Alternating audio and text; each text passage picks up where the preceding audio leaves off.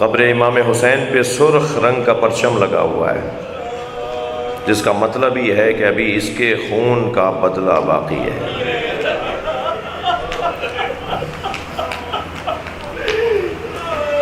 کربلا میں علی کے بیٹے حسین کے پاس ذوالفقار ہے،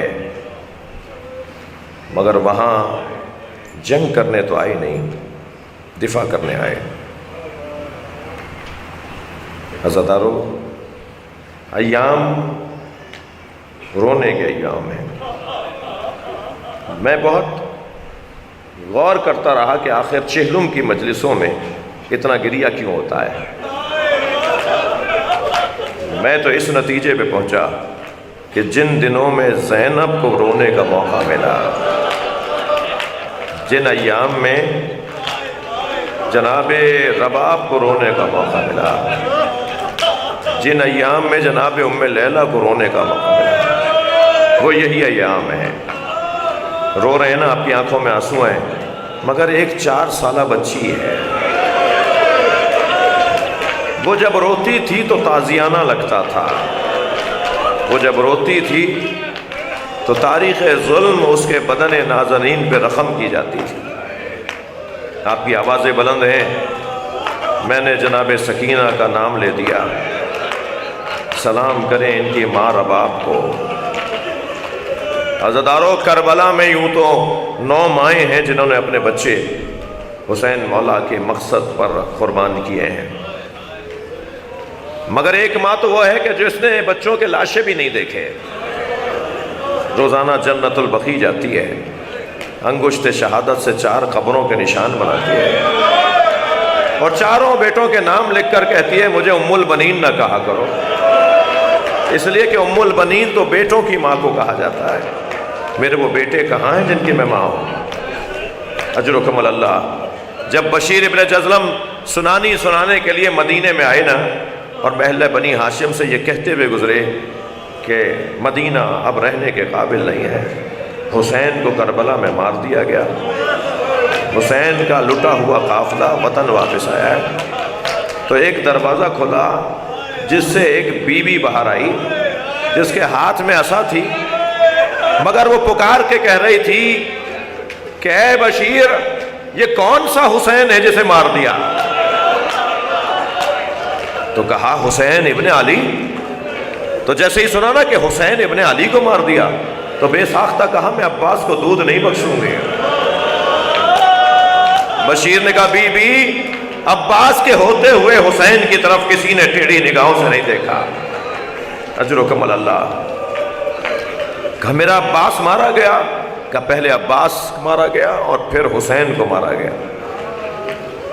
وہاں ایک ماں اور بھی ہے جس نے کبھی اپنے بچوں پہ گریہ نہیں کیا۔ جب کبھی اون و محمد کے سر آتے تھے، آوازوں کو آزاد کریں گے، میں چند منزلیں لوں گا، جب آپ بلند آواز سے روتے ہیں نا تو امام جعفر صادق دعا دیتے ہیں، یا اللہ یہ ہمارے امر کو زندہ کر رہے ہیں۔ جب کبھی اون و محمد کے سر نظر آتے تھے، جناب زینب اپنا چہرہ موڑ لیتی تھی کہ اگر زینب روئیں گی تو ام لیلہ کے لیے کون سہارا بنے گا؟ اللہ اکبر۔ رباب بی بی کے لیے کون سہارا بنے گا؟ مگر رونے والوں، اس سینے میں ماں کا کلیجہ تھا۔ جب مدینہ پہنچی نا، 2 خالی بستروں کو بچھا ہوا دیکھا تو بلند آواز سے گریہ کیا۔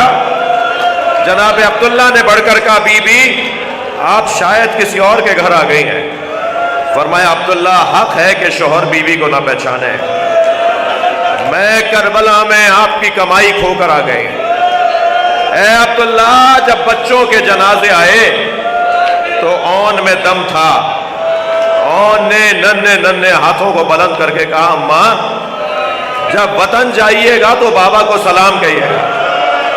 اجرکم اللہ، اجرکم اللہ۔ مجلس ہو گئی عزادارو، مگر میرا دل کر رہا ہے کہ 2 منزلیں اور آ جائیں۔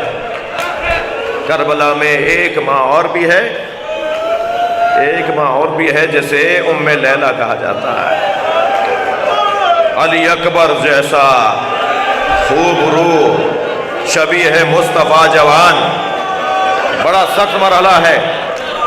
جب جناب علی اکبر میدان میں گئے ہیں تو امام حسین نے کہا اے اماں فضا، جا کے علی اکبر کی ماں سے کہو کہ ماں کی دعا اولاد کے حق میں خاص اثر رکھتی ہے۔ ماں سے کہو، علی اکبر کی ماں سے کہو کہ دعا کریں ایک مرتبہ اور علی اکبر کو دیکھو۔ جناب ام لیلہ نے سر پہ قرآن رکھا اور کہا اے یعقوب سے یوسف کو ملانے والے، ایک مرتبہ پھر میرے علی اکبر کو مجھے دکھا دے۔ ابھی ماں کی دعا مکمل نہیں ہوئی تھی کہ خیمے کے قریب سے آواز آئی تکبیر کی آواز آئی۔ جناب ام لیلہ خیمے کے در پہ گئی ہیں، کیا دیکھا؟ علی اکبر بابا سے بات کر رہے ہیں، اور بات یہ کر رہے ہیں بابا چند گھونٹ پانی کے مل جاتے تو میں بتاتا کس کا پوتا ہوں، میں بتاتا مجھے کس عباس نے تربیت دی ہے۔ شاعر نے اس منظر کو 4 مصروں میں نظم کیا ہے۔ شاعر کہتا ہے شدت پیاس سے اکبر نے پلٹ کر دیکھا اور ماں نے خیمے کی تنابوں سے لپٹ کر دیکھا۔ ماں نے خیمے کی تنابوں سے لپٹ کر دیکھا، کتنی مجبور تھی ساقی کوثر کی بہو،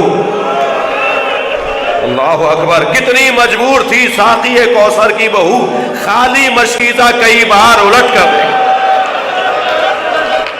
کربلا میں یہ ماں، ایک ماں کو اور سلام کر لیجئے، وہ ہے رباب بی بی۔ امام حسین فرماتے ہیں مجھے وہ گھر اچھے لگتے ہیں جہاں رباب اور سکینہ نامی عورتیں ہوں۔ حق ادا کیا ہے جناب رباب نے وفاداری کا۔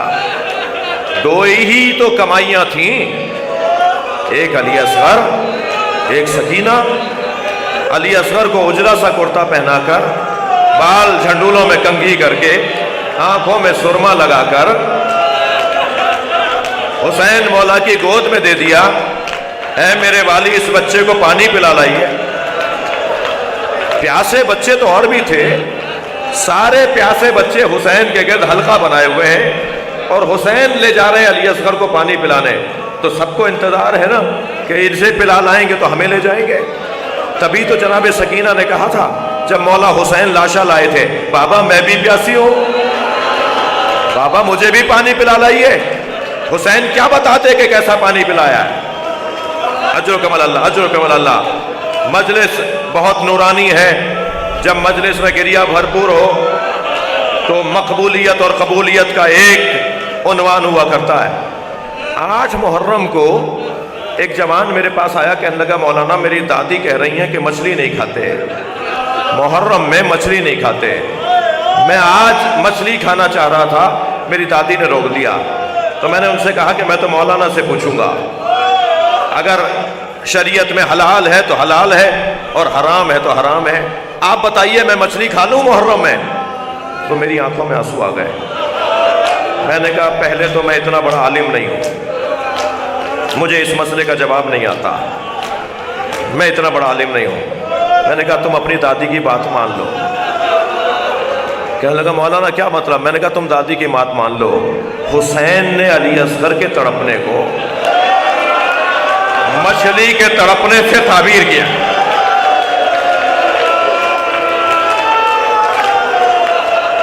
اجر و کمال اللہ، اجر و کمال اللہ۔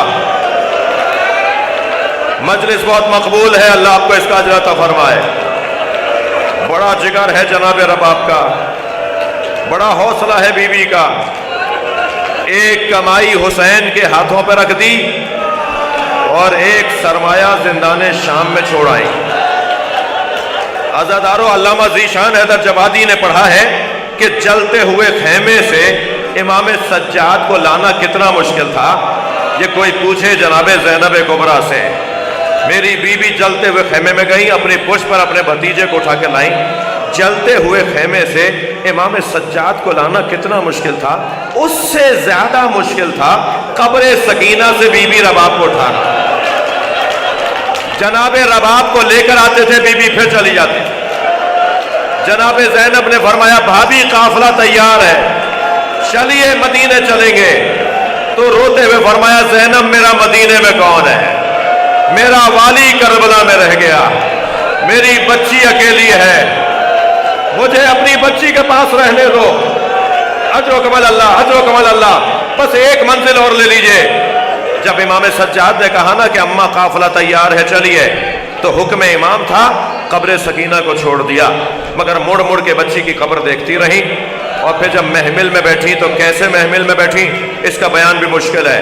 جب قافلہ چلنے لگا تو شام کے دیہات کی عورتوں نے نوحہ بلند کیا، الوداع یا زینب، الوداع یا زینب۔ جناب زینب نے محمل کا پردہ ہٹایا، فرمایا شام کی عورتوں مجھ پر ایک احسان کرو گی؟